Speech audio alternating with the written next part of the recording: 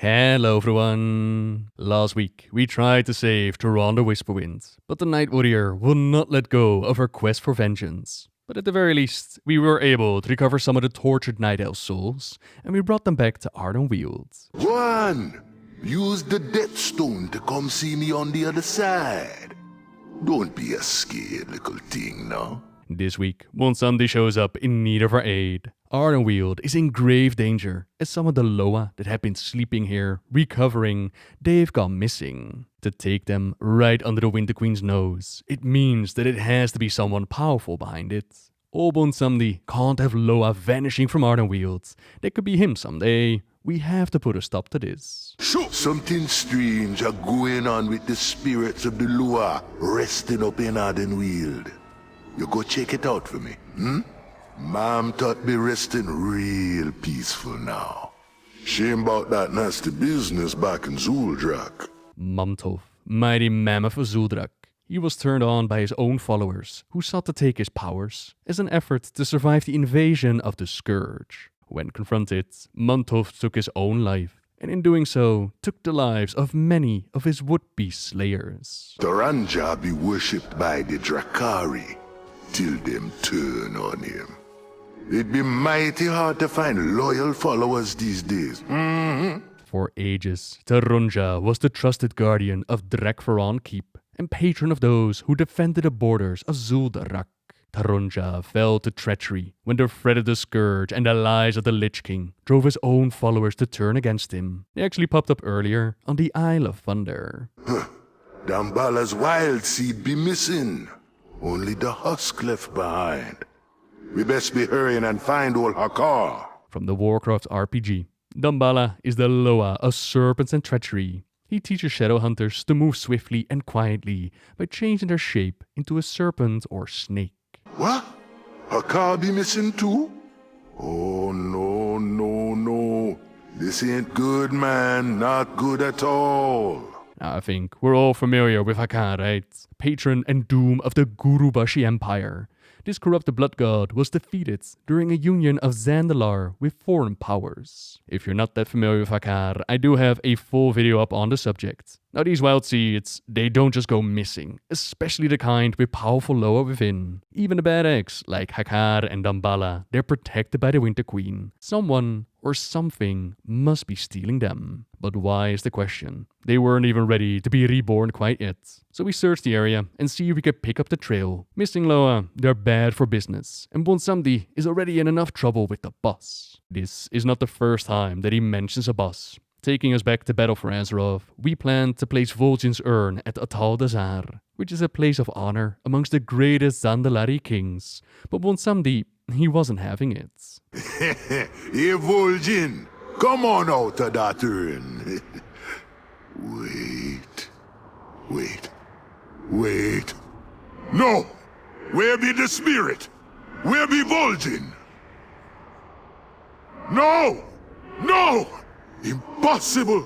The boss ain't gonna like this. Old Bobsalami not been losing a spirit and... Oh, this be bad. I might have missed it, but I don't think that they've explicitly stated which spirit Bobsalami lost. I think Jindo is still a very good bet, as he found a way back into the world after we took him out in Classic. But if I missed out, by all means let me know. That be the mark of Mueh'zala.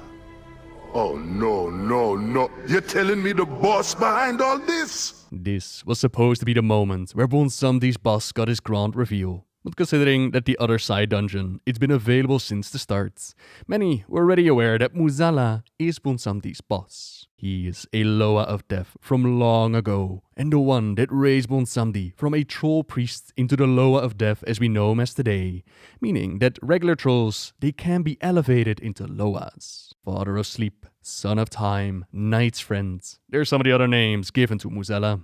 Apparently, it was quite a dark time when the trolls worshipped him. Blood, sacrifices, one of the bad eggs, I suppose. And over time, he forgot what it meant to be a Loa. The bond that you have with your people, the power that you share.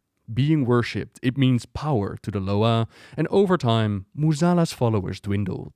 We can find a shrine to him in Zuldazar with the Sand Fury trolls. A tablet of Tekka that makes mention of him in Zul'Farrak.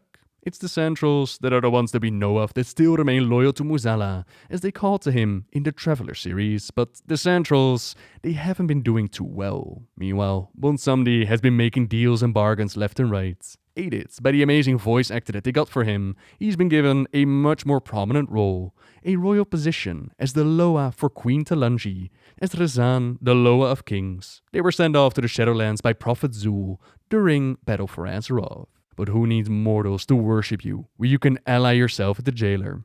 Now it seems that they've been draining anima out of the other wild seeds to awaken Hakar and Damballa before their time, putting together an army of terrible Loa. The Winter Queen must be informed, and since Bobsalami is not exactly on the best terms with her, we will do the talking.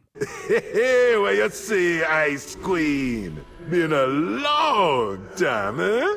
But this tree looking good. I like what you done with the place.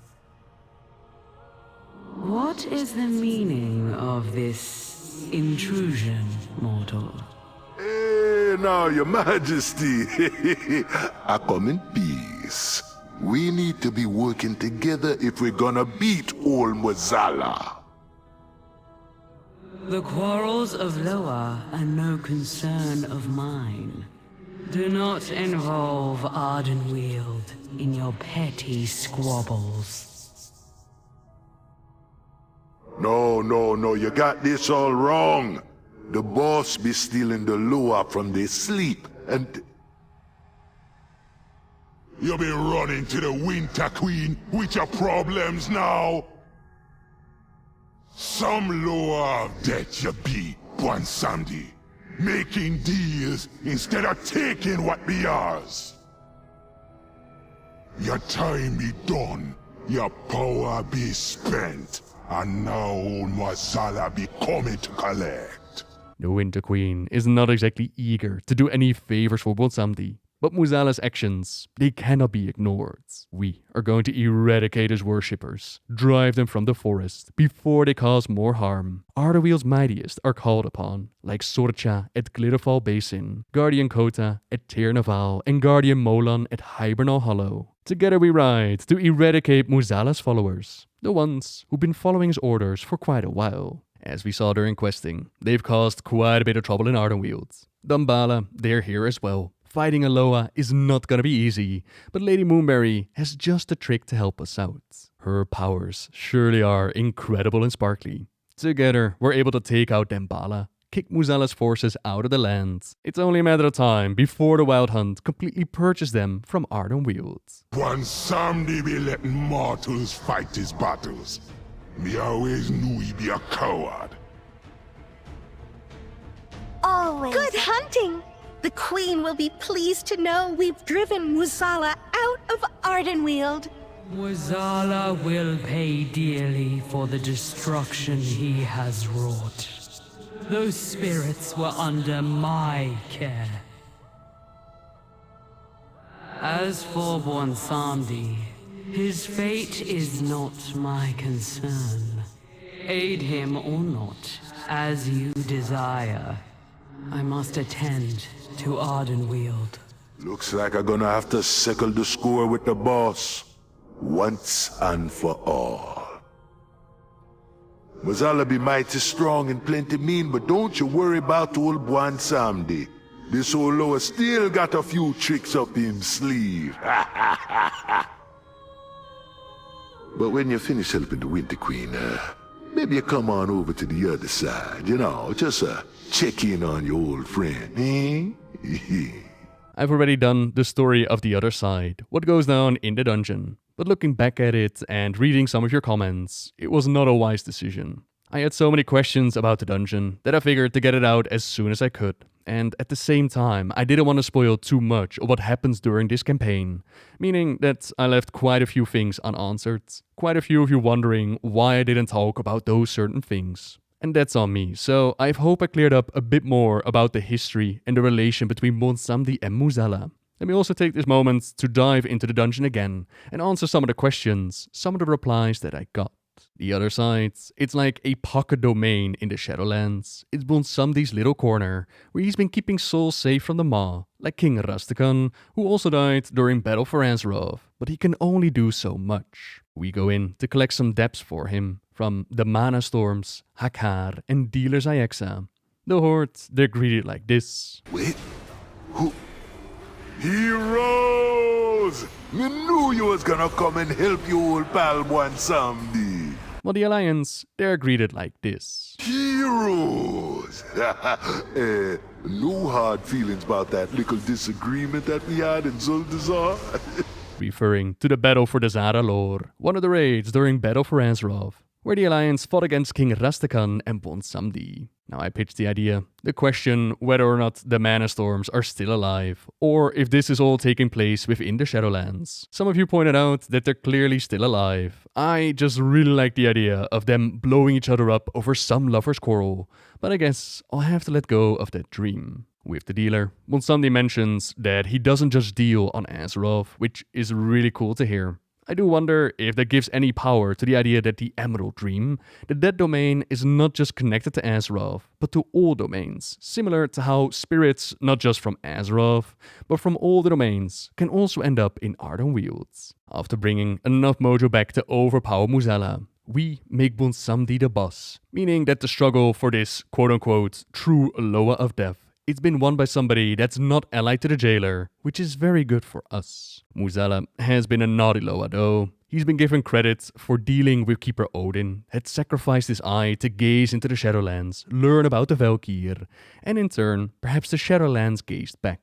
He brought Helya to the jailer's side, potentially connected the storyline in Legion between Sylvanas and Helya, and he also made her war chief with a whisper, referring to Vol'jin hearing the Loa speak to him, which led to him appointing Sylvanas as the war chief, with the fourth war that followed after. We actually got in touch with Vol'jin to figure out what was going on, why I made that choice, and we got some hints that something wasn't quite right. That's now been revealed. We now know that Mueh'zala is Bobsalami's boss, and that he's connected to Vol'jin's death and the appointment of Sylvanas. But that still leaves the question as to who touched Vol'jin's spirit. Touched by the hand of valor, as Ayer describes it. But that part of the story I'm not going to spoil. Time is going to tell. For now, thank you very much for watching, everyone. Subscribe if you like my videos. Leave a like if you enjoyed this one. And until next time, see ya!